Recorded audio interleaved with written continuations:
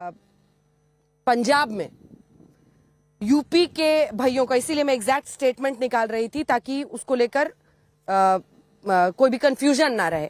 जो उन्होंने एग्जैक्ट कहा है उसमें उन्होंने कहा है कि भाइयों को मतलब यहां पर घुसने नहीं देना है, और फिर वो कहते हैं पंजाबियों एक हो जाओ।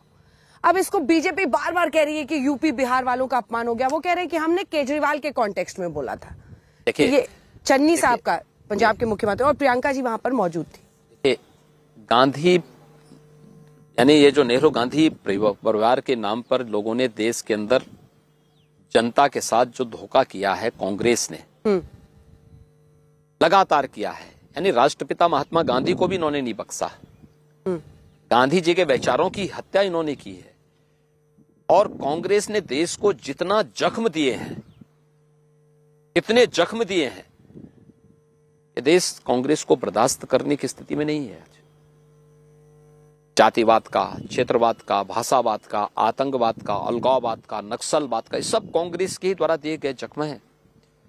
और कांग्रेस आज अपने पुराने किए का कर्मफल पा रही है। उसने देश के साथ जो किया, आज देश रिटर्न में उसको वही दे रहा है।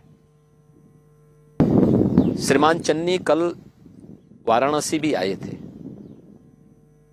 कल संत शिरोमणि रविदास जी महाराज की पावन जयंती थी। कुछ भी प्रेरणा लिए होते सदगुरु रविदास जी महाराज से, तो इस प्रकार के नकारात्मक बयान देने से बचते। वोट बैंक की खातिर आप देश की एकता को तोड़ना चाहते हैं। वोट बैंक की खातिर आप राष्ट्र की एकता को ध्वस्त करना चाहते हैं। वोट बैंक की खातिर इन्होंने आतंकवाद की आग में देश को झोंका था।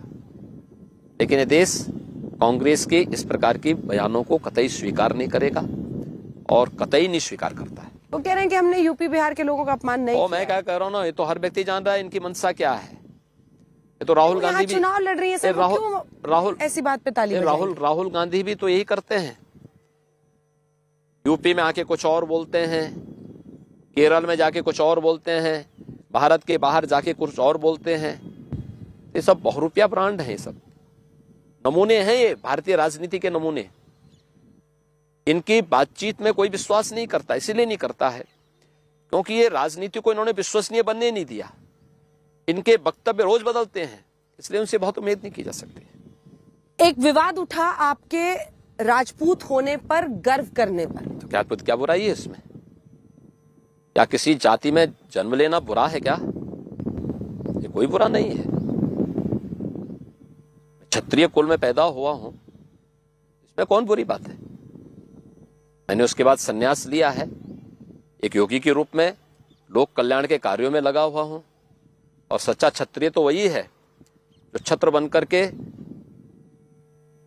गरीब दीन दुखियों की रक्षा के लिए अपने आप को होम कर ले। इसमें बुरा क्या है? वो कहते हैं कि आप अपनी जातिवाद को बढ़ा रहे हैं। मैं जातिवाद नहीं बढ़ा रहा हूं। हाँ। किसी ने मुझसे पूछा है, मैं तो हमेशा अपने को योगी आदित्यनाथ लिखता हूं। मैं तो कुछ भी अपनी जाति का टाइटल भी नहीं लिखता। मुझे तो योगी आदित्यनाथ के नाम पे ही लोग संबोधित करते हैं। लेकिन उस कुत्सित मानसिकता, उस निकृष्ट मानसिकता को आप देख सकते हैं जो मुझे जाति नाम से संबोधित करते हैं। हाँ, वो आपका पूरा नाम बोलते हैं, अजय सिंह बिष्ट। बोले ना, क्या दिक्कत आ रही है? अजय सिंह बिष्ट मेरा नाम था, कौन बुरी बात है? संन्यास लेने के बाद मेरा नाम, मेरे गुरु द्वारा प्रदत्त नाम मेरे पास आया। लेकिन मुझे गर्व होता है इस बात पर कि मैं एक उत्तम कुल में पैदा हुआ हूं, और मुझे अपने समाज और अपने देश की सेवा करने का अवसर प्राप्त हुआ।